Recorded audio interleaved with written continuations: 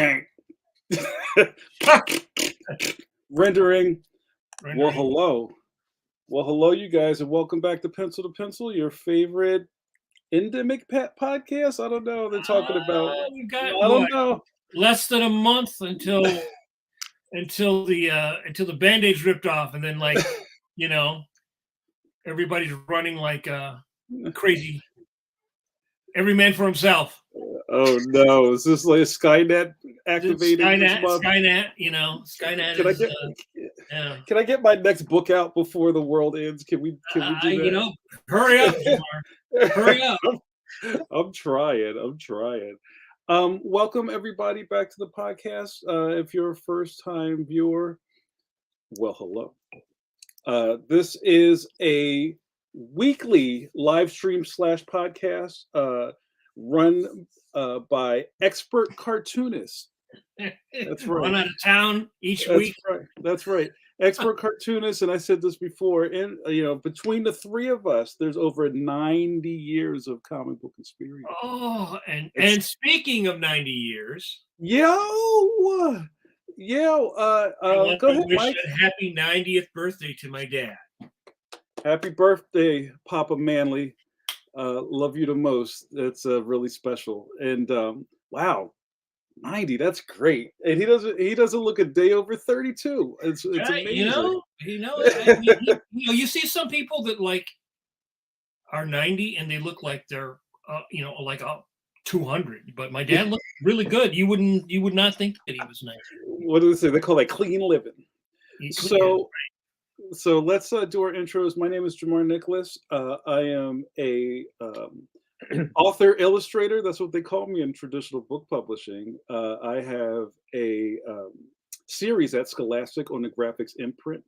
Leon the Extraordinary is the title of the first book in the series. The next book is coming out this time next year. I'm very excited, and you should check it out. I would be. What the title is yet of the sequel? We're working on it. It may change, but the standing title right now is Leon the Magnificent.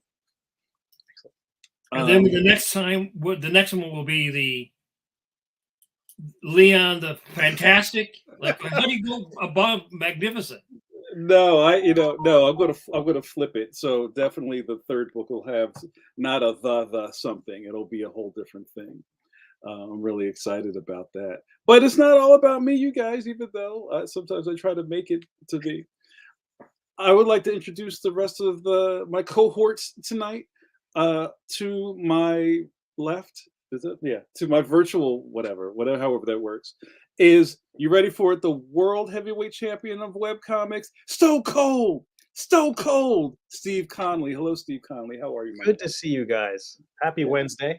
Yes. If you don't know who I am the writer and artist of the webcomic The Middle Age, and you can find it on Webtoons, Tapas, Go Comics, and my own website at middleagecomic.com. I love it. Steve, you want to introduce the guy in the bottom square? Absolutely, I do. It would be an honor. And I think you would be remiss if it weren't done. I would be remiss. Yes. Is that how it works? Yeah. But everyone, welcome the Tower of Power, the man of the hour, too sweet to be sour, the masked marvel of mark making. Wait a minute, where's my man? Oh no! I know. You see my face. You've been exposed. Magnificent Mike Manley. Oh, I love it. Hello, Mike. Hello, everyone. Oh, it's a fan. The current artist, or one of the current artists of For now, Man in Purple, Phantom. Mm-hmm. Along with Jeff Weigel, who does the Sundays, and I also do Judge Parker. But I have drawn many of your favorite comic books over, and worked on some of your favorite cartoons over the last almost 40 years. Oh, yes, I know. My back somebody feels the 40 years of sitting in a chair. And we had talked about this last week. How does it feel, Mike, when people say, Mike Manley, you're my childhood? I get one of Mike Lindell's My Pillows and I just put it over. Go to sleep, child. Go to sleep. It's okay. It's okay. Go sleep. Yeah. I get that. I actually get that almost weekly on my Instagram which is where I have the most back and forth. I mean, on Facebook too, but I get that all the time, and it's very gratifying. You don't. It's not something that you ever really thought about, but when you have someone come up and go, I mean, I just posted a couple Batman pages the other day, and somebody goes, I got that from my grandma when I was 9 years old, and I guess and I'm sure probably the subject we are talking about tonight, Jack Kirby probably got that for decades of having people like me come up, and our guest tonight, Rand, come up and say, you were my childhood. You were my favorite. I mean, we'll talk with Rand, but I can clearly remember my first exposure to Jack Kirby, right? And I can clearly remember, it's almost been a year since we lost Neil Adams, and I can clearly remember the first time I remembered his name. Like, there's that period where you read comics and you just read them. And then there's that period where you read comics and you notice, oh yeah, this person, they become, and Stan, of course, is really good at playing that whole thing up with Marvel. But so yeah, I appreciate that, my doctor, my podiatrist, who operated on me when I had that severe infection in my leg and that problem with my foot.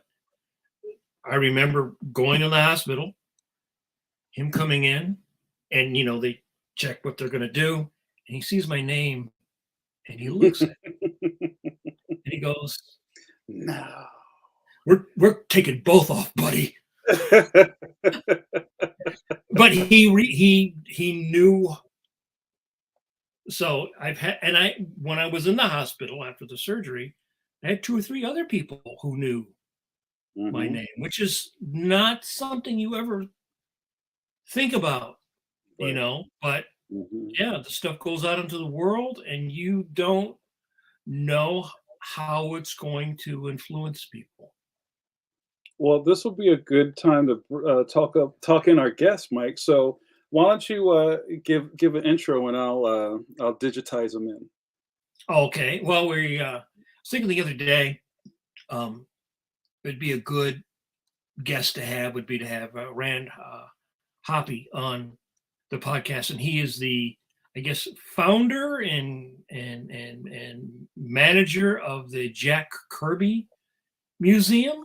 And really, I don't know if I would be a cartoonist without Jack Kirby. I don't know whether any of us would be drawing comic books if it wasn't for Jack Kirby. He's the guy who sort of, as we'll find out, he didn't invent comics, but he sort of reinvented comics, and he reinvented everybody's imagination when he did it for 50 years.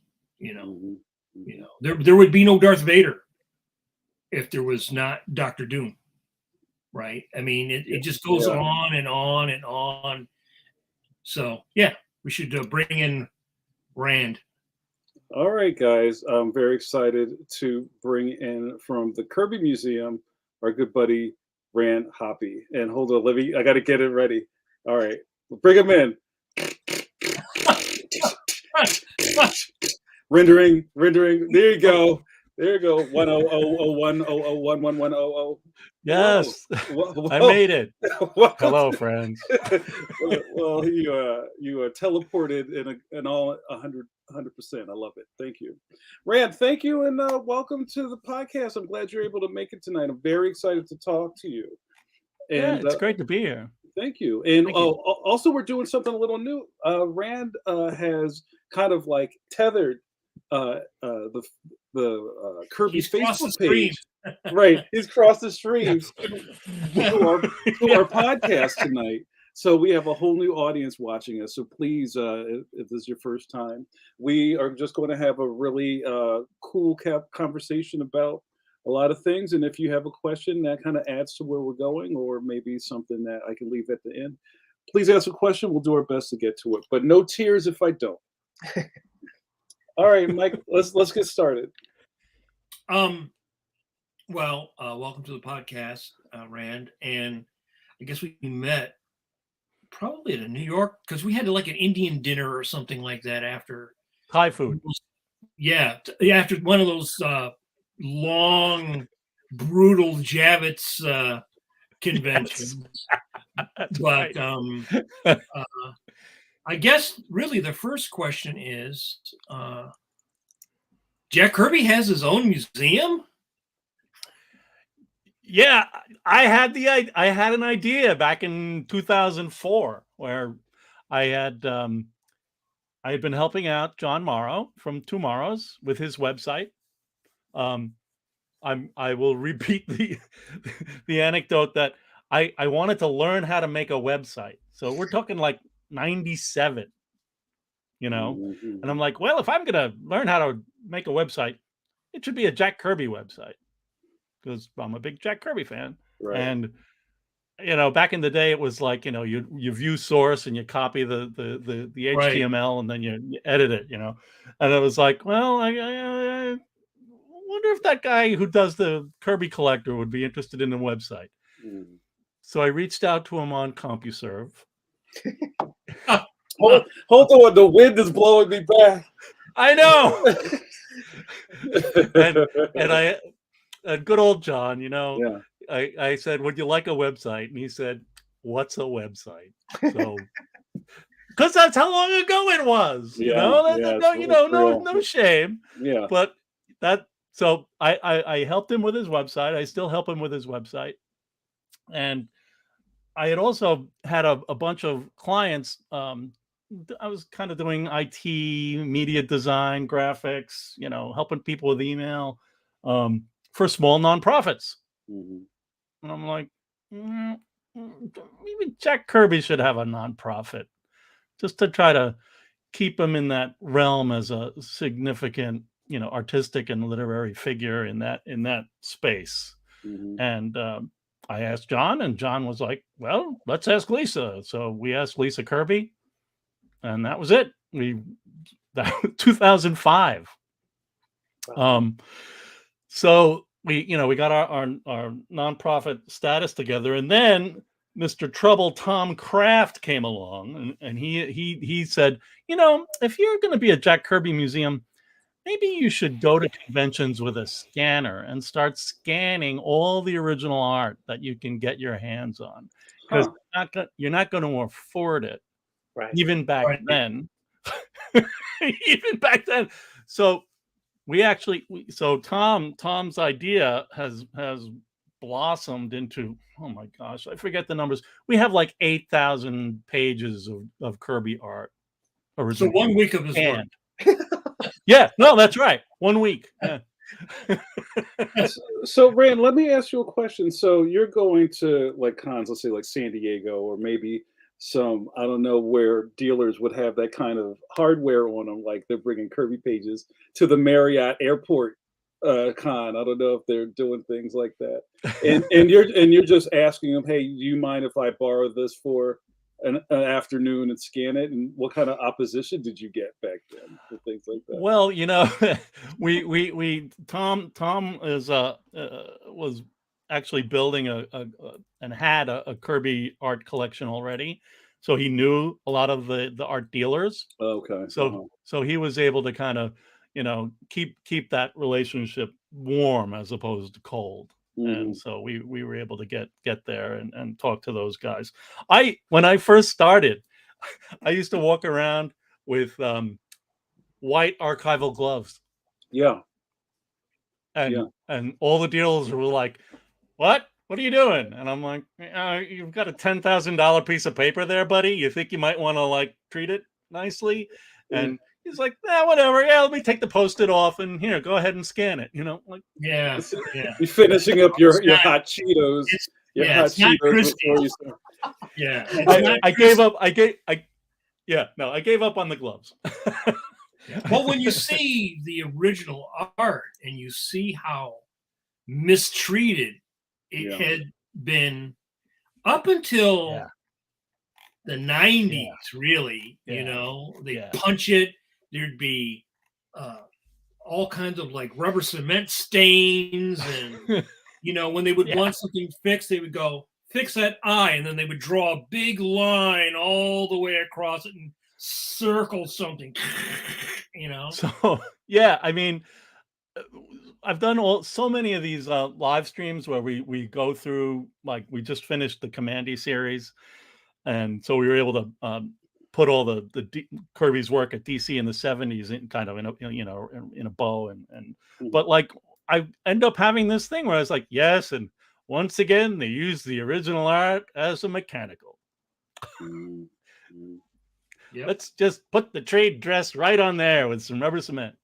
Yeah. Yeah. Well, You know, it seems like it's comics.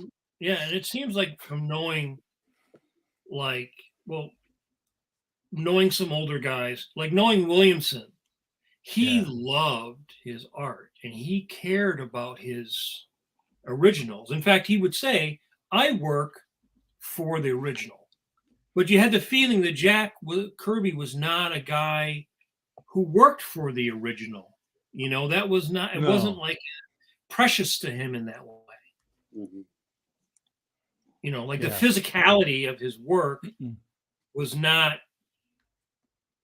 precious to him in the way it was to Al and to some other people. And now, of course, everybody's like, oh, it's my baby. You know, it's like everybody, you know. Well, Mike, can you expound on that a little bit for maybe some people who don't really understand what you're saying about the preciousness? Like, did he just kind of, are you saying like he just kind of whipped through a page until it was finished and it wasn't like made sure that every piece was, you know, pristine, you know, like he was, you know, drawing with some vigor to, well, I think, you know, I would say in the case of someone like Al, he was really almost like one of the original comic book geeks, right? And a geek of comics, and especially comic strips, because guys of that generation, and Kirby too, even though was older than Al, they loved the comic strips.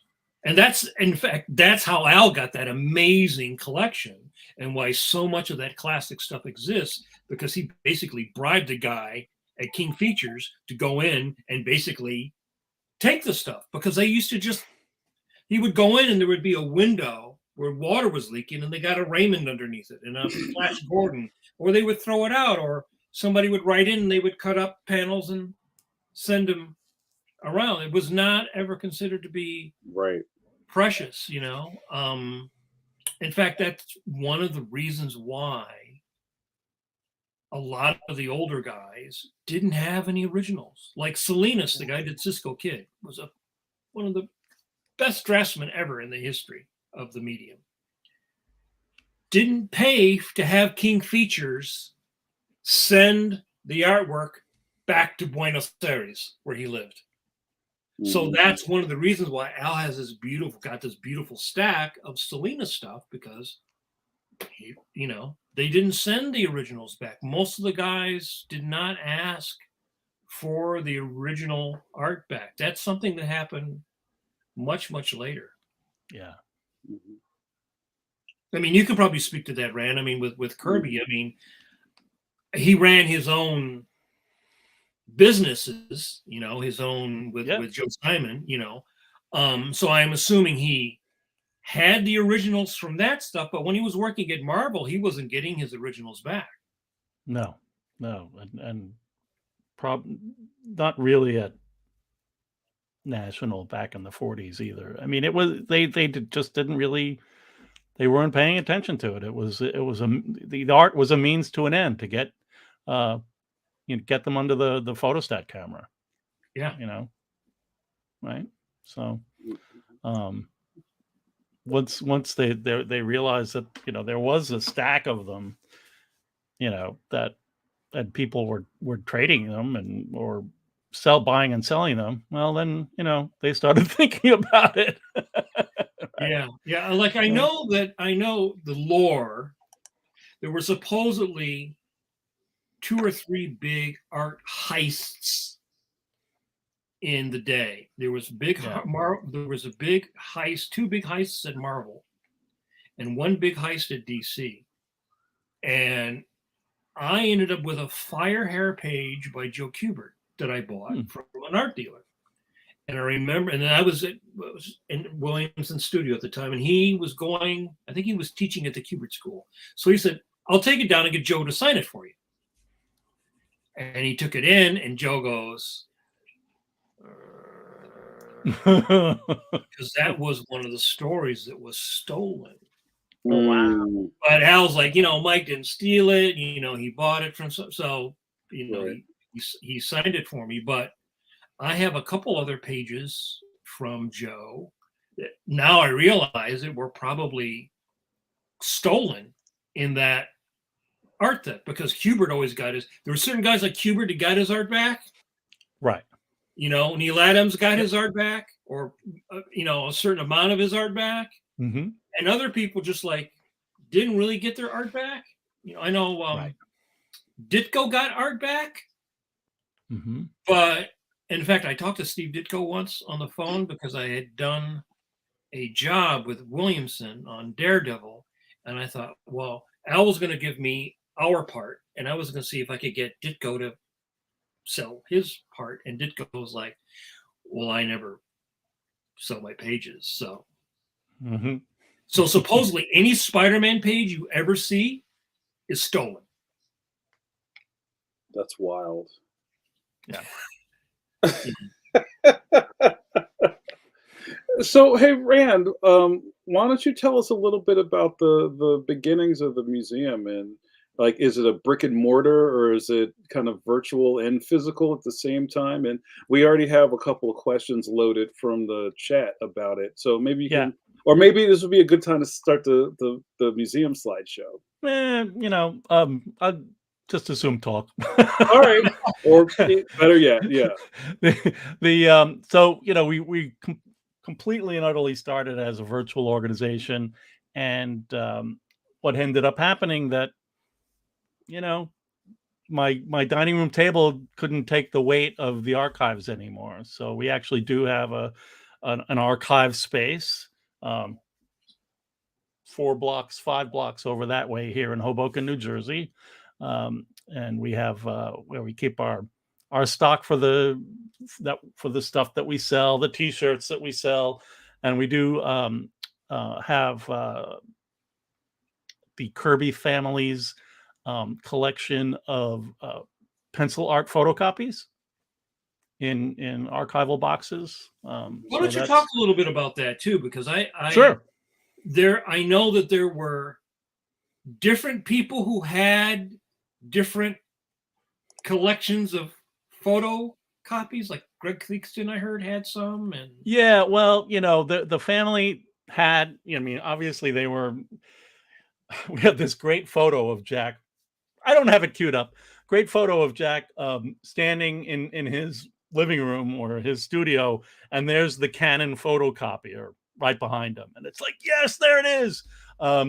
Because as I understand it, his son Neil was working for Canon and was actually able to get an 11x17 photocopier with an automatic document feeder. wow. In the Kirby home in the early 70s. The sad reality is that it happened once Mike Royer started. So we don't have the great those New Gods issues that Vinnie Coletta inked.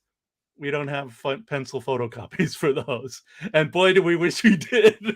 Wow.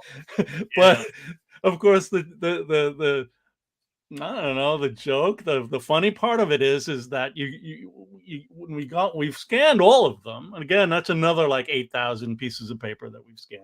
Yeah. And you'll see that some didn't make it through the feeder. They're just putting through the feeder Jack's pencil art to scan it, before they send it off to Mike Royer. The spreads are not photocopied because you can't fit the spread into the feeder. Right. They could have put it on the photocopier and done one side and another side. Right. We don't have time for that. Wow. Wow. Yeah. I mean, some very small amount we do, but in general, that's the story. And so they were in the Kirby's house in various boxes, bankers boxes, t-shirt boxes, whatever, in the garage. You know, something spilled on one of the boxes once, and Greg Theakston was working on kind of publishing projects, and was positioning himself as kind of doing, you know, the complete Jack Kirby. If you see some of those books out there and other things, and was basically taking these photocopies under the under those auspices as you know, to help him, you know, do this kind of historic work for Jack. But you know, it just eventually he like Jack passed away, and Roz called him up and said, can you please get those photocopies back to me? And he didn't want to return them. So and that became a whole bunch of tsuris. And we're very lucky that we were able to end up with them and, you know, take care of them for the family eventually. And put them in order, because I imagine they were not necessarily in order. No, I mean, yeah, they were in envelopes. They were in manila envelopes, and we've taken them and organized them in their archival folders and archival boxes, and everything's labeled. And, but yeah, Rand, I don't mean to cut you off, Rand, but I have some questions about the archive process, because you know, when you mentioned your cotton gallery gloves, and like I kind of have that background, like I worked in cool university galleries for a long time, and I know that, you know, archivists and people who are handling really sensitive materials, like that's just part of the sensitivity of what you're doing. And I think it's funny that the dealers are like, bro, what are you even doing with these gloves? But I wonder, you know, because you're handling these materials and you have, you know, the museum and everything now, how has your process changed with handling art? Did you go back to the gloves? You know, no. Okay. No, I mean, we don't have any. We have an extremely small collection of original art at the museum, less than 10 pieces. Two pages of Western art, early Marvel Western art on loan from Tracy Kirby for years. It's been a wonderful thing to have that. But you know, photocopies. You know, we scan them. We're really never going to look at them again, I don't think. So they are, but no, we haven't really been meticulous about that, because the dealers aren't paying attention to it. So like again, it does feel a little, it's awkward and weird. I noticed there was a question about you know, what we do with the scans, and so and oh, right, yeah. Well, let me put this up. Can I? Because I was stacking them. So our good buddy Notorious JRD does the museum do any retouching of scans to remove palm smudges or fingerprints if there's any question of whether they belong to Kirby or the inker?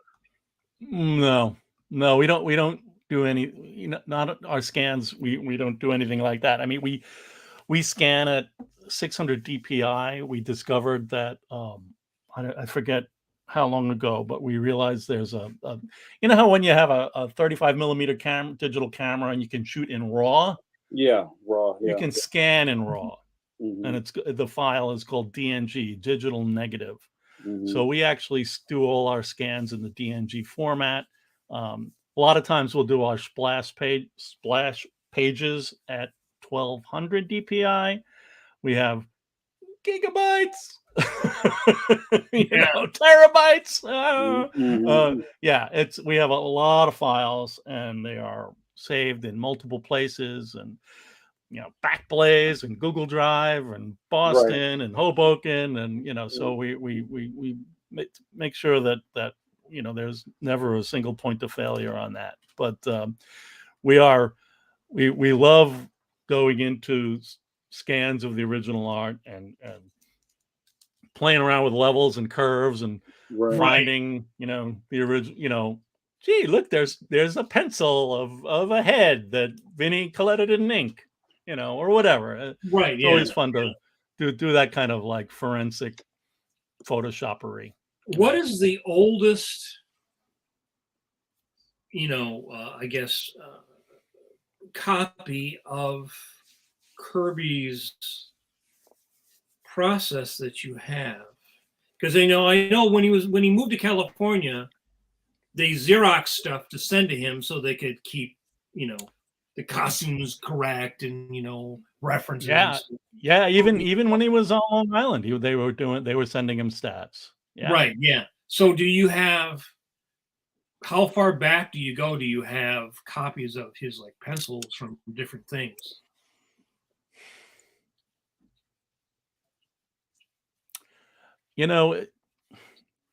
Actual published things probably do end up in the mid 60s.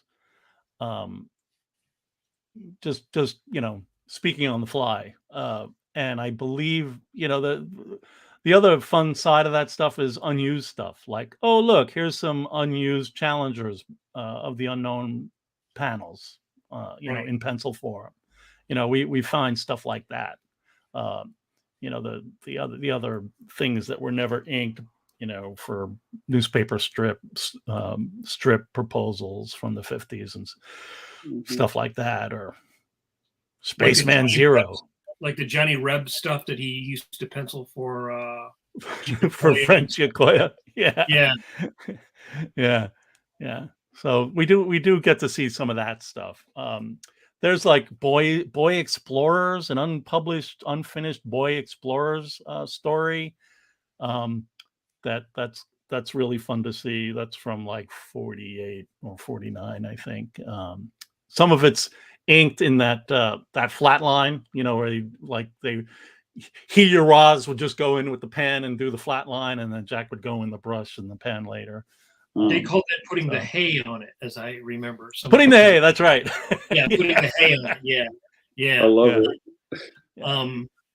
But one of the things I think is really interesting about someone like Kirby is how many different reinventions of himself and his style over the course of like each decade, which is unusual in someone, because usually most cartoonists have an immature style and what I call like a mature style, and then they just sort of always look the same.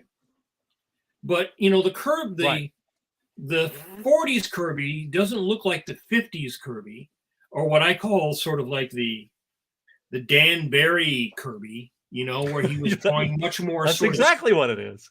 Right, the much more straight DC house style, right? Yeah. And then you have out of that into what I call the small Kirby, which is the early Marvel monster Kirby, where a lot of 6-panel, 9-panel grid pages, and then about FF, the Silver Surfer story. Oh, yeah. That's where I think it sort of transgresses into what we think of as Jack Kirby. Right. Especially when he was paired with Sinnott. Yeah. So we just saw a comment from the fantastic Megazoid, who said he was, and that Fred is actually the man who, or the fellow, summer camper who told me who Jack Kirby was back in like 1970. Wow. So I owe my Jack Kirby-ness to Fred. So we going back to the essence. I appreciate it. Do you remember? Because I have a very distinct memory of the first Jack Kirby comic that I remember it being that it was Jack Kirby, and that it was distinct. Do you have? What is your first? What is your first memory? So, I was at summer camp, and what happened at these sleepaway camps was the stack of comics that would go around to various tents and cabins for rainy days. And if it was a rainy day and you didn't have a comic, you ran across to the other guys and you're like, come on, give me some. We're sitting here listening to the radio and reading comics in the woods, and I was reading the stack, and I read an issue of Commandy and was like, wow, out of all those superhero action adventure comics that I just read, that was the most exciting and emotional one. That was the best one. And I said it to Fred, and Fred goes, oh, that's Jack Kirby. All those other comics he read, the Avengers Defenders clash was going on at the time, I think just at the beginning, the Steve Englehart thing and the Avengers and Defenders. It was almost all of those other characters. Jack Kirby came up with those. You're like, I'm like, what? Who is this guy? And that was, and Fred told me about the Fourth World. He told me about the Forever People and the New Gods. And I was just like, this guy, Jack Kirby. It's where it's at. That's how I became a comic book person. Rand, do you want us to put your slides up? Oh, yeah. Let's looking at all those originals you've gotten to see, Rand, was there anything surprising looking at the originals? The sort of something you'd be like, something that wasn't ever translated to the printed pages that you saw, or any big surprises looking at the originals? Wow, that's a great question, Steve. Thank you. I can't. Nothing is coming to mind right now. Yeah. So these are it four always, pages, right?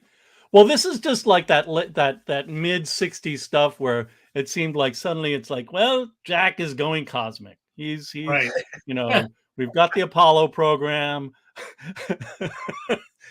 This is the stuff that the baby boomers were like reading off the newsstand, going, "What the heck is going on?" He's clearly holding back. Yeah. I mean, just really, really incredible.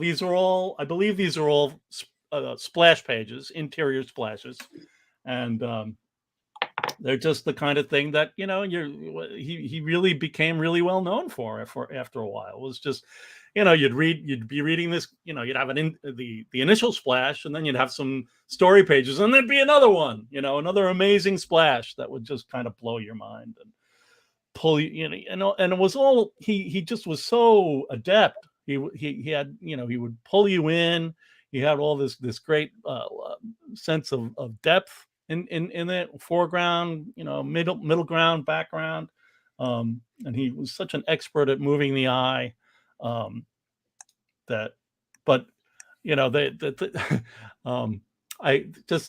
he had his problems with Marvel, right? There was like credit problems, story problems, money problems. Suddenly there was a cartoon on, with designs by Alex Toth. No money for Jack, for the Fantastic Four. So he started, really getting pretty disgruntled because he pretty much, felt that, there's this story about him deciding to create basically a blitz of new characters and presenting them to Stan and Martin Goodman. And that's basically, where the Marvel Universe came from. But, he started having such problems that he began working on new characters at home. And he would get Don Heck or Frank Giacoya or somebody to ink them, and then he would color them. And we've been lucky enough to scan these. But and he ended up pitching these to Carmine Infantino at National, as pretty much everybody in the business called DC. It was only almost like the later fans would be like DC Comics, but like Jack would be like National, and Marvel was Goodman. It was Goodman and National. Those were like the two companies. And so he, Jack made these pitch pieces, but the one that it's Darkseid with an ear. Look at that. Tiny ear. Yeah, a tiny ear. Yeah, he's hearing impaired. Come on, It's just just great, crazy collage work with rubber cement and but like still just wonderful. The extremely fugitive colors of the Dr. Martin dyes, where they disappear. So sometimes we actually do restorations of the colors. We did some Tom Kraft did some great restorations of these pieces called the Tribes Trilogy. This amazing Metron collage pitch. It's got like this piece here is like has foil is like a gold foil. That's so wild. Right. Yeah. And this is during the time when pop art was going on. Yeah. And the big thing was appropriation, of multimedia and collage. So it's also kind of important to realize historically how that fits into what was also going on in the wider art world at the same time. Oh yeah. It was all TV shows, Life magazine, Look magazine, all kinds of whatever. Jack was always looking at stuff, and he was aware of what was going on out there in the culture. But the next slide, if I have it sequenced the way I think I do, this is like something that's been around for a while. About that, but just first of all, that Metron piece with that translucent chest is stunning. Does he have a halo, or is that just a shine on the metal? Was he given the shine on the metal? Okay, that's crazy looking. That's amazing. It's amazing. Yeah. But this crazy piece, which has not been restored, called the face. It showed up in the book The Art of Jack Kirby in '83, and it was titled The Faces of Evil. But the guy who does the Jack Kirby checklist with John Morrow, this guy Richard Kolkman, he said, "Hey, you really look at that. That might be a pitch piece for Desaad." Yeah. And it really makes sense. And it's just been with me like that ever since. I'm like, yeah. That's like a weird early version of Desaad, all done at the same time as the other stuff. So, well, I also would wonder, looking at the stuff back now, if Kirby was also looking at like the Mexican muralists and people like that, because it seems like there's a lot of that crossed with the pop art thing. But it reminds me of like looking at, Cubism and Mexican muralists and like Diego Rivera, and I really sort of I never it would be so interesting to talk to him about stuff like that. What year is this piece? It was tagged at 1969. Wow. In the book, but we've discovered over time that we find things where Jack would sign it and put a year on it, and sometimes it's the year he signed it, sometimes it's the year that he drew it, and it's not really he wasn't really sure. So he but it made sense that it would be that kind of like a pitch piece. So hey Rand, this is a good time for there's couple questions, but this is kind of tagging on to what we're talking about. Our buddy Dom Gomez, what up, Dom? Dom says, how often were doodles found on the back of his pages, if any at all? On the back of Kirby's pages, I have only really seen drawings on the back. Sorry, repeated myself. It was a Fantastic Four #3 page story where there seems like there was some kind of back and forth between Stan and Jack. And it's not actually Jack's doodles. It might actually be Stan Lee's doodles. Which, some people have really done some significant analysis of that story that it does seem like they were really hashing it out, trying to figure out like what was really going on. What was, there are these people, the best thing that happened a few years ago was when there was this person, I think Kate Willard, where she took some of the Fantastic Four and the X-Men stuff and took out the words, and it's like, oh, Sue is actually quite powerful here, or Jean is actually solving this problem.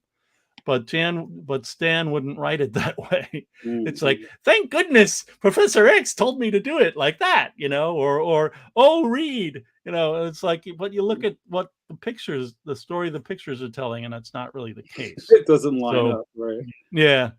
So I remember reading an anecdote. I think it was John Romita who was driving them back to Long Island, and he described a story conference between Stan and Jack in the car, and they're like, they're throwing out this idea, but neither one is really listening to supposedly like what the other one was saying, and that's something that there seems to be. I mean, I'm sure you're well steeped in it. There's sort of two camps. There's the camp that Jack did everything and Stan just took the credit. And then there's the camp that, Jack needed Stan, right? And it seems like there's two. You see it on the groups in Facebook where you get the people, the Peanut Gang, all chipping in. But, I always thought that it was, nobody cared. They were just making it. They were making a living. Jack was supporting his family.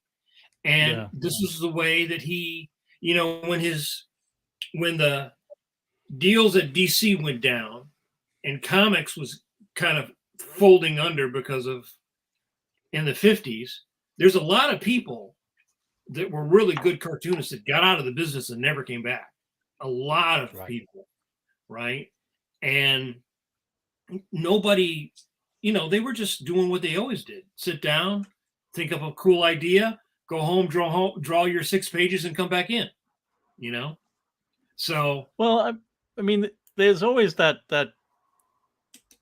process where, the editor discusses a story with a writer. The writer would then write a script. The editor might tweak it a little bit and then hand the script to an artist. But that's not, that's kind of like a standard DC Comics or any other comics methodology. I hate adding those extra syllables on there. It's a method. but that's not what was going on with Stan and Jack at all. That I don't think Stan served stories to Jack. No, I don't think so either. I don't think so either. I think Stan knew that he didn't have to serve stories to him. No. So why would he do it if that's not what he ever really needed to do? Because Kirby was his own creator for by the time of the 60s, that was 2 decades he'd been doing it. Yeah. Yep. So Rand, I have a question. There's always something going on in the chat, but I have my own question, but I want to kind of go back to Dom because they had a question before the question that he asked. How many pages have dates on them? We kind of talked about that, but also, and this is maybe something that's not known to everybody, but since you're here, that's why you're here. And how many pages did Kirby finish per day? Is there like a baseline for how productive he would be in a day? I know there's like rumors and tales of legend. There are, is it the 3 page or the 4 page day? That's the question. Right. Yeah, I've heard both. There aren't a lot of dates on the pages from Kirby's side, but there are dates from the copyright date. There's usually a stamp on the back that has a date attached to it, or it might be or is it the Comics Code date? Yeah, but we're definitely tracking that. Tom has built an incredible database of these of all the pages, and he records that, and then goes and looks at sites like the comics.org, the Grand Comics Database, and the Mike's newsstand, I think, that's out there, where they talk about when comics were on sale, and then you can kind of do your backtracking and looking at the copyright date, looking at the on sale date, and kind of make a better sense about like when things were drawn. It's interesting. So we're looking at what? House ad, the original art, and then the actual cover. Is that what this is? This image? Oh, yeah. Well, so what we're looking at is the actual cover, right, of New Gods 1, where Orion is tilted and strangely colored against a weird mezzotint, right? Right, yeah. Like, God bless them. I don't know what the hell they were thinking. But in the center is a paste up that we found at Lisa Kirby's house. And that lettering, that pencil lettering on the top, looks like her father's. So we are taking that as being a paste up, so that Jack produced for the cover. And on the right is a photostat that I found in some of the papers that Greg Theakston donated to the museum. And it is, Orion is straight on, Earth is drawn with a little weird Western Hemisphere on it. Yeah. So it's a fun, they were really, and next slide, please. In the amazing world of DC Comics, in 1976,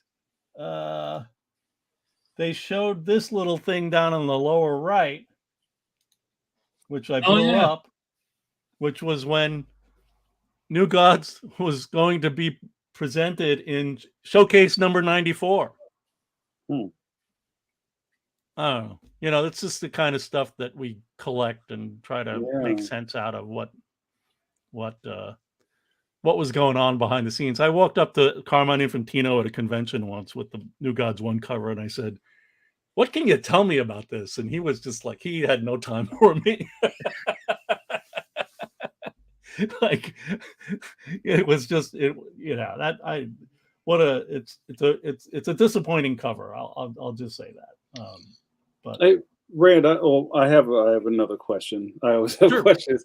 So, kind of being in such close proximity to our buddy John Morrow, and all of the great Kirby material that Tomorrow's puts out, how much are you in the process, or are you kind of like privy to helping with scans or getting stuff that's already been collected by the Tomorrow's publications to go for the museum? Like, how does that? Is there like a causeway of that?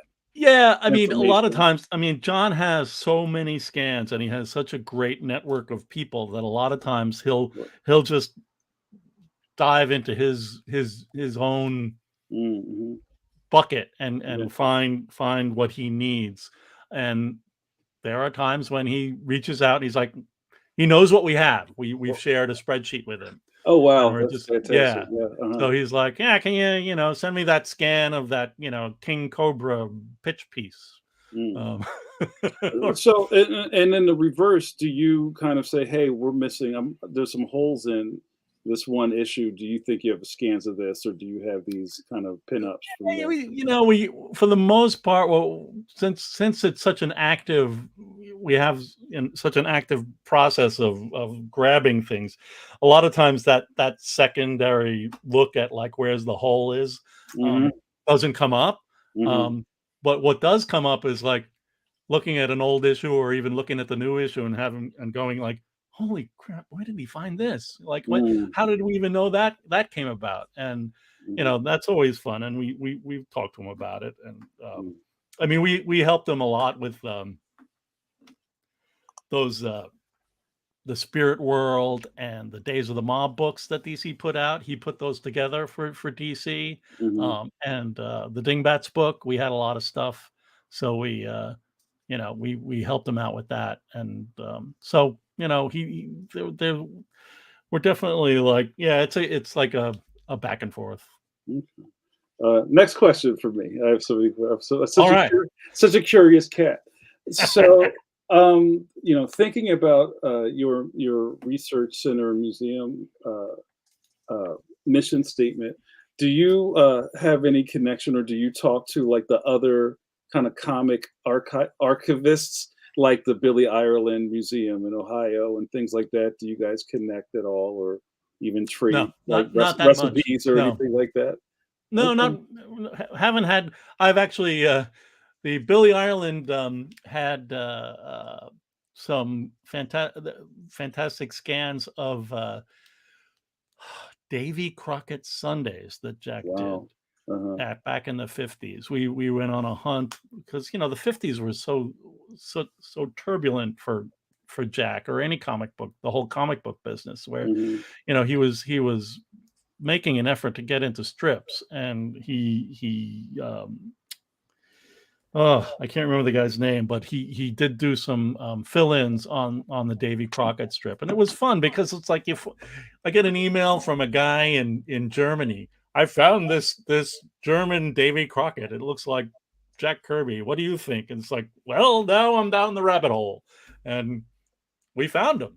We actually went to my pal Tom Morehouse and I went to the New York Public Library, and we're looking at the microforms in the Daily News, and there it was. Like 2 weeks of Jack Kirby strips, for Davy Crockett. And what was the question again?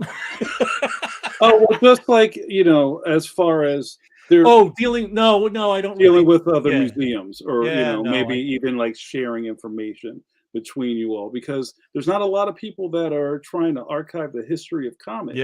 And I wonder if there's kind of like a network, or even just kind of like a cohort thing going on between you guys. There's some friendliness going on at San Diego. I'll say that with some people, but yeah, that's about as far as it's gotten. Okay, that was all I had for right now. And so what's on my screen now? Yeah, this is a scan of the New Gods 1 splash that Jack Kirby signed for me on the left. At a Miami Con in Miami Con. I don't remember, but I was excited to get him to sign that for me. And then at some point, I get, again, from the stuff that Greg Theakston had collected from the Kirby family that ended up in our archive, I realized that Jack had drawn it without space for the indicia. So they actually, on the right, is kind of a quickly recolored version of the little inch that DC had taken out. Wow. Because it's a sword. That thing is a sword, but because they had to crop it or cut it up, that you don't realize that's a sword that's coming out of 530 there and pointing up to 1130 at the bottom. So I actually posted that on our website saying, "Missing New Gods 1 art found," and I put the little strip. So was that the first time that you met Kirby? No, I met him at probably a Phil Seuling con in like 74 or 75. This is when I was such a fan, but like I was not able or inclined to engage in conversation. So my buddy and I, 14 years old or whatever, we just kind of like stood there in his room. He had like an ante room off of the main ballroom where all of his stuff was set up, and he and Roz and Neil and whoever else was there were engaging in con stuff. And my buddy and I just kind of like stood there and watched him draw. And it's not like they weren't friendly, but we just couldn't come up with anything to talk about. We just wanted to watch them talk. We were talking about this before you went on, and my photo of meeting. Oh yeah, you got to do that. Kirby. Oh, here, I'll put it up. And so this was awesome. 1983 Chicago Con, and I had been in the line to have him sign stuff at the DC booth. I have a picture of me having him sign stuff, and I had also inked on tracing paper that rejected Thor cover where Thor's hanging from that rock. Oh yeah, right. And he signed that, and I could see Roz behind him going like, "No, don't sign me!" Like, and I was aware of the fact that she was very protective of him. Yeah, and I don't remember what I said to him because, like I said, it's like meeting God. How do you express coherently in the 2 minutes you're going to speak to God how important God is to you, right? It's but then later on, where this picture was taken, remember there was like a pool. I don't know if you've ever been to Chicago, but where the old hotel it was, there was like a pool outside, and I saw him, and I just thought like, I asked him if I could have a picture taken, and he was you could tell he liked his fans. He was very much wanted to do anything to, show appreciation to his fans. So he posed with me for that photo. And did Kirby say, "Yo, this is for the gram"? Put it up. Yeah, and he was, as I've said before, when you meet your heroes, they're either usually greater than you think they will be, or they're much smaller than you imagined in comic books, right? And Kirby was certainly a person who could have had the biggest ego ever in the history of the business for his importance to it. But you could tell he was just like, it was like your grandpa. He was a very approachable, humble. He put it on the page. He didn't you didn't get that feeling where I've met other people that I admired, and they were very much letting you know that they were important, and that they're important, and I know that I'm important. So, and he was, and I, as I was saying, I remember the first Kirby comic, which was an issue of Jimmy Olsen. Oh, wow. I didn't get Kirby comics until he was at DC. Because of where we lived, it was always DC comics, and it wasn't Marvel comics. Oh, wow. Yeah, so I remember there was the one where there's Dr. Cadmius or whatever, and there's a splash page, and you're sort of looking up at Dr. Canis and some other guy. And I was like, wow, this is like, and then there was the DNA aliens, the DNA project with Guardian, and Superman looked heroic, much more so than like Kurt Swan, who I liked, but he always seemed like your grandpa or something. But yeah, definitely. Yeah, the Kirby Superman was fighting these 4-armed monsters and everything, and that would just blew my mind, Yeah. Well, I actually encountered Kirby long before I read that Commandy comic, which was having been 7 years old when the Batman thing happened. And I got to watch the Marvel superhero cartoons. Yeah.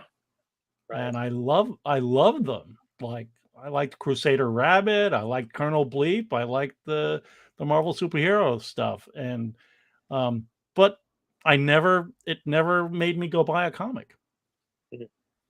So So I missed you out. talked about that Commandy episode issue being so key. Were you able to scan the pages for that? Have you seen the scans for the pages? Oh yeah, I think Eric Larson owns them. That's wonderful. He's Yeah. he's No. like a huge Kirby Yeah, he's Andy fan. Yeah. he's been a big help to us. We have scanned his whole collection, and I think there's actually a lot of I think John Morrow is a Commandi kid. Eric Larson's a Commandi kid. There's somebody else who I can't remember, but I remember there's a bunch of us that like, yep, we were there in '74, getting our minds blown by some kid riding a giant grasshopper. Watch out, that animal has a rifle and he knows how to use it. I don't know. Go ahead, Mike. Go ahead. No, go ahead. Go ahead. Well, I was going to ask because I know that, like, Kirby and fans of Jack's stuff there's such a passion for Kirby across the spectrum of comic book artists and fans and all that. Sometimes do you get requests for help with the museum? Like, do you have like some super fans or maybe kind of like completist types who are like, yo, how can I be a part of this? How can I add to the museum in their own way? Do you get kind of like out of the blue requests for? Sure. We've had some people reach out and say, I'm interested in volunteering, right? So luckily, some of them are end up being local, and we actually have our other current board member, Mike Cicchini, is he was somebody who lived nearby and was like, what, the Kirby Museum's right here, so he volunteered and he ended up on a trustee. We have a lot of what we do, like action wise, is like setting up at conventions and some archival work, which I need to get back into because there's some projects that need to be taken care of. But then we have people who show up, like my illustration here. It's going to be 10 years since our first pop-up. So we had this was a 4-day, I think it was a 4-day pop-up in New York City on Delancey Street, not Yancey Street, Delancey Street. And it was great. I mean, this image of actually, these are some high school kids from New Jersey who came in on a tour went to the Tenement Museum, and then they came over to the Kirby pop-up. But what was great was that we had Tom and I had devised these large. I mean, this Marvel Mania Silver Surfer Galactus image is just so deep for me. Just there was this thing called the Fantastic Four checklist, I think, that was sold in the late 70s, and I bought it, and they had these Marvel Mania images in it. And I later learned that Jack inked those. So that it's actually, but it's great. We actually were able to scan the original art for that, and then we printed out this huge thing.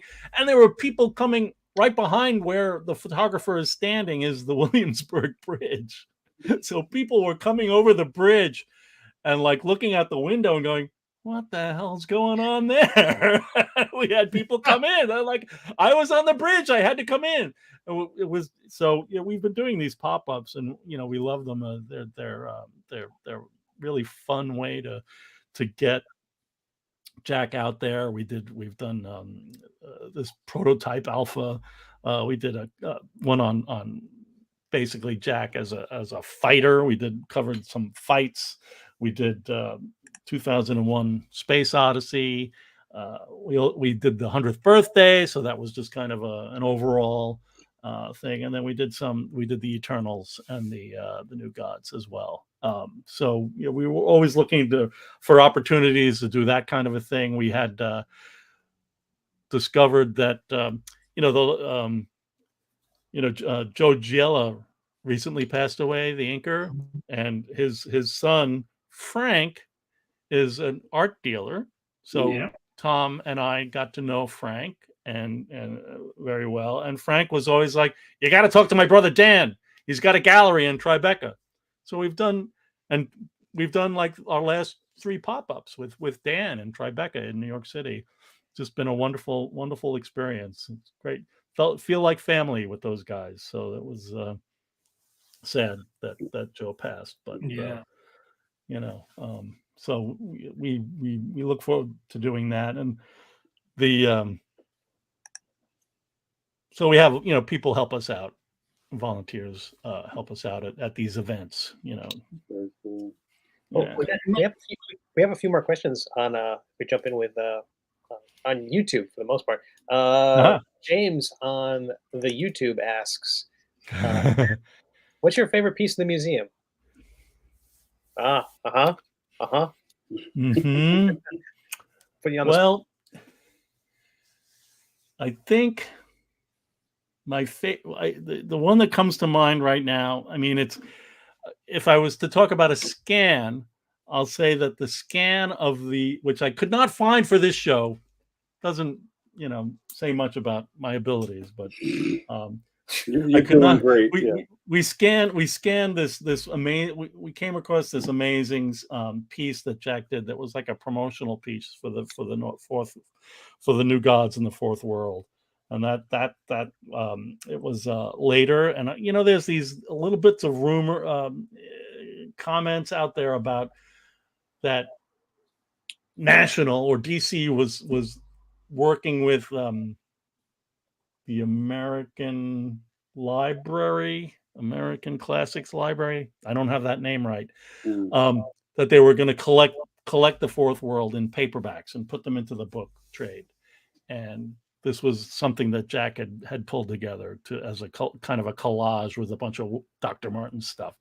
That was like wow, where'd that come from? Like, we had no idea it existed, and we just we were kind of in the we were there in the middle of the offering and the purchase, so we were able to scan the whole thing. Oh, and we were also in that same process.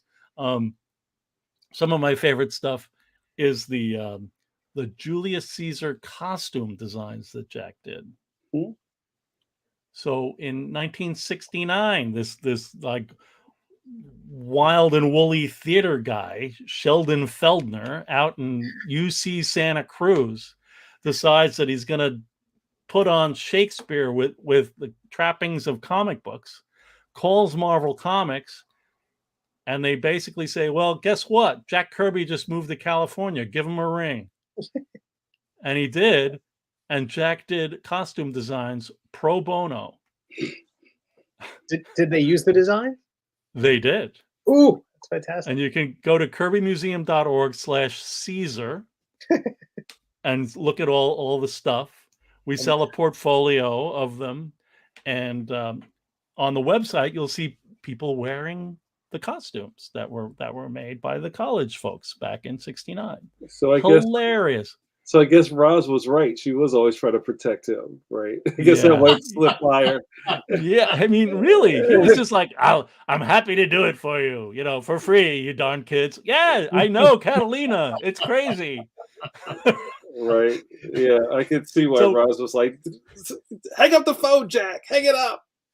Next thing, he'll have signed the Olympian contract, and he'll have to go replace Pluto in the netherworld.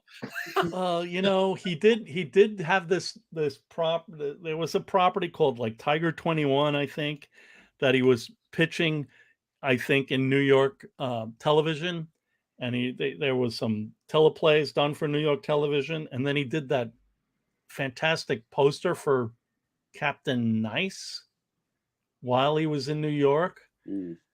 And I think that he ended up, that was, he always wanted to be more in Hollywood. He didn't want to just be comic book guy. He wanted to be able to use he felt that his talents were going to be of use in movies and TV and just costume designs for a theatrical production. Sure. I've moved to California. I'm changing. My life is changing. Let's see where that goes.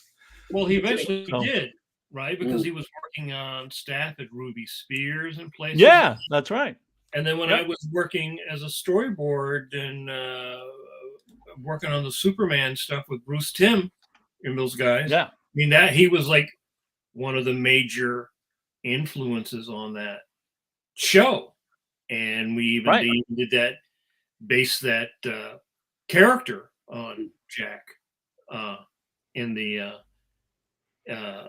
show, which was, you know, endless. It's like I said, he's like an endless source of inspiration. For generations of people, you know, right? Yeah. And he was, you know, he was kind of coasting on that stuff, because him sitting down and thinking up weird characters or whatever, he just eat a sandwich or something, you know. That's right. That's right. So I got to talk about this one. It's one of our favorite stories. So Dan Nadell was working with these folks at Fumetto in Lucerne, Switzerland. They put on a festival every year, and they decided they were going to mount a giant Jack Kirby exhibit. And up until Charles Hatfield's exhibit in Northridge, California, I think it was, or I don't really know which one is bigger at this point. But in the downtown area of Lucerne, they had a building where they had a Picasso museum, and they took the Picassos down and put Kirby up. It's a fun anecdote, right? I mean, it's a real thing, but they did. It was a wonderful show. That's fantastic. Yeah. Well, we had that question about the favorite piece in the museum. Is there a weirdest piece? Is there a piece that maybe didn't get published, or off just total surprise, oddball? Well, again, it's kind of like a most recent weird one, because there's lots of those. This like, we're still kind of receiving all of these amazing scans of the Ruby Spears work that he did, where it's just like, what am I looking at? Like, Jack did this. Like, they're just amazing, and you know, we're doing our best to collect them and codify them, but just the scans. But there was this one thing that he did back in when he moved to DC with Carmine in the early 70s. And he and Mark Evanier and Steve Sherman worked on something called Super World of Everything. And the idea was that they were going to kind of do a pop culture version of Rolling Stone, kind of a newspaper, pop culture newspaper, as opposed to a rock and roll newspaper. And one of the things in there was copycat. And then we have a 2-page, there's like a folded pitch that has galaxy green, if you see a man, stop him thing. This, like, right, Mike, you know that galaxy green thing, right? Yeah. And it's like the sexiest stuff Jack ever did, other than like normal human stuff in the True Life Divorces comic. But there's this thing called copycat, and it's like, what are you? Like, what, Jack? What is this? Is this funny? I don't even know. It's just, but we found it and we scanned it. So yeah, copycat. We're starting to wind down the clock, Rand. We've had a great conversation. We got a couple more minutes left. But going back to the museum, our good buddy Catalina asks, what kind of audiences does the museum have? Are there like guides for schools or family visits? Do you schedule visits to the space? No, we don't. I mean, it really isn't anything publicly facing at all. There's it's not really built for that. Anytime we do a pop-up, we reach out to in the hopes that we'll get some school groups. But we really do need to develop some better educational material, and we were just talking about that two meetings ago. That was something that we should be put forward on the front burner a little bit, to have on the website that is a little more useful for educational purposes. Yeah. Okay. So thank you that's the best answer I've got. Catalina. Thank you. Do you have a, I guess like a slide presentation? I mean, like sort of talking about like overall like Kirby's influence on art in the 20th century. I mean, I think, you know, the other famous guy from Hoboken, you know, Frank Sinatra. I mean, you know, Kirby is probably, at least in comic books, the most important visual, one of the most important visual artists of the 20th century. I mean, sure. Like I said before, there would not be comic books today if there was not Jack Kirby. There certainly would not have been a Marvel comic. And the one thing I've always said is that Stan never created anything after Jack and Steve Ditko left Marvel, right? Right. He was supposedly the great idea man. What he was is he was the great ringmaster. He knew how to coordinate, like Walt Disney. Like Walt Disney could not animate like the Nine Old Men, but he was a great idea guy. He knew how to promote. He had all the other talents, and I always think that's what Stan had. He was able to see and to exploit and to take advantage of and to promote the stuff. And I sort of feel like if, in one way, if they had done that on the Fourth World stuff, it might have been left, been a different thing, because I sort of feel like the success of the Marvel stuff is that it all fit together. You felt like it was all the pieces of the puzzle, and I always felt the DC stuff was much more separate than that. It didn't feel as cohesive. Sure. You felt like, well, how does the Kurt Swan Superman fit with the Jack Kirby Superman? You know what I mean? Right. You know. But I can't think of another person, another artist who is as important visually to the medium as Kirby is.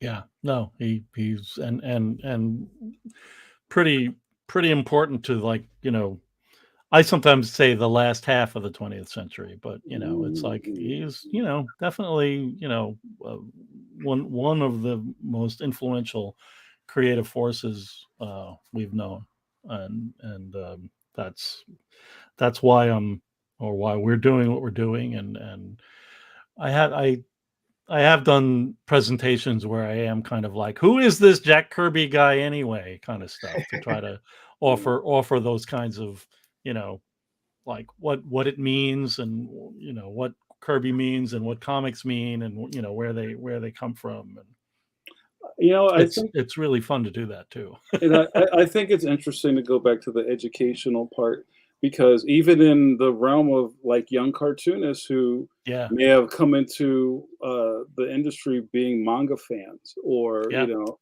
really liking, you know, Cartoon Network shows, who may have never heard of Kirby or understand his aesthetic and how it's kind of influenced so much of the industry. So I think it's really cool, even for cartoonists, to be able to look back and see, you know, the ley lines to all of this. Yeah, we're really that's where our, you know, our conversation I mentioned earlier about getting the education stuff going is just we realize we need to talk to younger folk. We, you know, forget about the boomers already. They, you know. But for that purpose, are you planning any of the pop-ups this year, or are you, James specifically asked that on the YouTube? I know. Yeah. No. You know, we perhaps we don't have a pop-up in the works right now. We typically have done them. We've enjoyed doing them in November. So we still have a little bit of time to pull something together. We'd like to be more, you know, have more lead time than we've had in the past. We've had people complain to us that we're not giving them enough time to, you know, promote what we're doing, because we kind of, you know, decide we're going to do it and then finally get the word out, like, you know, 3 weeks before we're doing it. We need to be better about that. We are going to be at San Diego and hopefully New York. I haven't heard from those guys yet, but those are certainly the two cons that we're planning on for this year. And I got to get my airfare done, man. That's always you got to get your hotel room, bro. I got that covered. I got the exhibitor hotel thing. Yeah, you took care of that. I just saw a tweet or a thing on Facebook where somebody said that all 50 hotels sold out in 5 minutes for San Diego this year. Oh yeah, wow. It's like if you didn't hit the button at exactly the right time. Yeah, they're like Taylor Swift tickets. Exactly. Yeah. Congressional hearing. Yeah. I'll just say, Marshall, we have gone to Heroes Con and we love it. We just it's hard for us to work that out sometimes. Just on our end. It's not anything for the show. I love that show to pieces. Actually, we did it twice, and it's such a great show. Half old comics, half comic book artists. Half old comic book artists. Fantastic. I didn't say that. I was wondering if you had ever done a visual timeline of Jack's career, but also, again, talking about what was also going on in the culture at the time, because one of the things about him being an entertainer, and we kind of lose sight of that now, I think, in the way the business is. But, if Westerns were popular or whatever, they would say, okay, well, we'll make a Western comic. We'll make a doctor comic. We'll make a radioactive monster comic. We'll make a sci-fi comic. And we've really gotten away from that as an industry. But for the most of the comic book industry, that's how it was. They were reacting. Goodman would go, what's popular? Oh, well, that was the genius of the romance comics that Jack and Joe Simon put out. They were romance pulps on the newsstand for years, and then they were like, wait a minute, why aren't we making comics for that audience? And they did, and they had million sellers, and they were. Jack was basically a romance comic from 47 to 55. Right. And that's not something most people don't think of him as a romance artist. And just as a minor aside to what you were just mentioning, though, what cracks me up is I actually do a walking tour. We've done walking tours on the Lower East Side on his birthday or around his birthday, just to, there's like 4 places, and his boyhood home is knocked down, but, I try to be entertaining, and we talk about, it's great to talk about Jack and celebrate him on his birthday. And I really like kind of featuring the kid gang element of his work at that, where bickering kids, how he did, Newsboy Legion, Boy Commandos, et cetera, up to the X-Men and the Avengers, really, like they were adult bickering kids, and the East Side Kids and the movie Dead End that grew into the Bowery Boys or whatever. The Boy Commandos were like years later. Like, it wasn't like that was that they weren't innovating it. They were just putting it into comics. Yeah. It was great. And I think that if you study the history of comics, you see that. And like I said, now comics is not really looking to the media and imitating the stuff in the way that it did. Like Commandi came out of Planet of the Apes. It's like you could see Kirby was looking at that kind of stuff, and it would appeal immediately to the audience of kids who are reading comic books who are also seeing the ape movies. Yeah. Yeah. And I don't see that in the same way in the business. The direct market it's like a whole different business than the direct Yeah, market, right? Yeah. It's almost like the reverse of that. You know, they're taking stuff that's 60 years old and redressing it and then making these, $1 billion movies out of that. So. Oh, right, sure. Yeah. Rand, we're gonna wrap it up, and that's a really great image to maybe. I had to find a great one because it was kind of a lame one a few minutes ago. Yeah, so. No, that's really fantastic. I want to ask because I'll be the person that says that I'm a late bloomer with Kirby because I was a comic strip dude, and then when I got into comics, Kirby had already passed, and I was just like, who's this cat everybody keeps talking about? Wow. Yeah. I knew what it was, but I didn't have the language for it. I wonder, because there's been a couple of books that have come out in the past, maybe 10, 15 years about Kirby. And also tomorrow's Kirby Collector is such a fantastic thing to have a subscription to. Do you have a recommendation of maybe your favorite books on Kirby for the layman or somebody who's just starting out trying to learn about Kirby? Starting out, well, I think the Kirby King of Comics by Mark Evanier from Abrams is really where probably the best you're going to get for someone who doesn't know Kirby. But if you're looking to get some really great Kirby stuff, that not superheroes, not cosmic, but blah blah blah. But these Titan collections that came out from the Simon and Kirby library, the crime book. It's like a book this thick filled with Jack Kirby crime comics with Joe Simon. Absolutely, like beautifully reproduced, and they're just great. So, and awesome. Great, yeah. So that's what I'll say. Well, Rand, it was also great speaking with you. I hope you enjoyed it. And like we always say, where does the time go? I don't know. We need a T-shirt that says, "Where does the time go?" Rand, you are a fantastic guest. And Steve, I think you made a graphic on where to follow the Kirby Museum. Oh yeah. Not a graphic. But Rand, are you guys on any other social? Yeah, we are on Twitter and Instagram and Facebook. But it's been a little sleepy recently. But the YouTube is where the action has been and will fire up again with our Captain America and the Mad Bomb and Black Panther and Devil That's Dinosaur when I started reading Kirby. I remember buying because my dad had a part-time job cleaning a bank in the evening, and across the street was a drugstore that sold Marvel comics, fresh Marvel comics.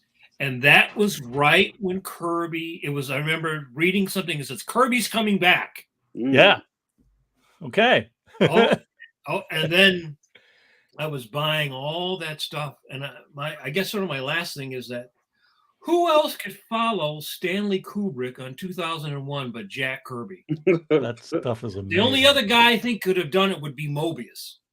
Right. Right. Yeah. Right. The only other guy that could follow. And then but nobody would end up with Machine Man. Right? Nobody with Jack Kirby would go from space baby egg floating above the earth and end up with Machine Man. Purple. Only Jack Kirby could do that. He did love his fish out of water stories. The Surfer, Machine Man, Pretty Pyra from Commandy. That was something that a story that he liked to tell. So it kind of makes sense. Well, and more, very importantly, where do they get that Kirby merch? Where do you get that shirt? I need that shirt. KirbyMuseum.org. Yeah, we've got some great shirts that people really seem to enjoy. I did not wear the classic Galactic Head shirt that has been our perennial seller. We have a black one and a green one. Also, can people donate to the museum? Do they? I was Is there gonna a ask you that, become yeah. you can become charitable members. donation? Yeah, that is true. Yep, we are a 501c3, so you can donate and help us out with that. So we'd appreciate it.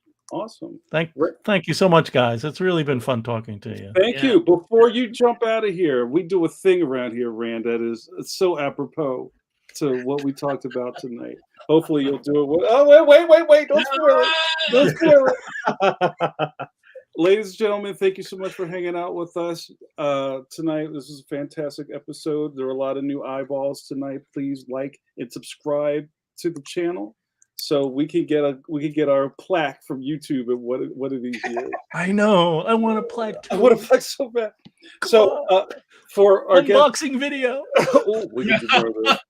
So for Rand Hoppe, our guest, and your usual gang of cartoonists, I would be remiss if we did not get ready to, come on, Rand, you can do it.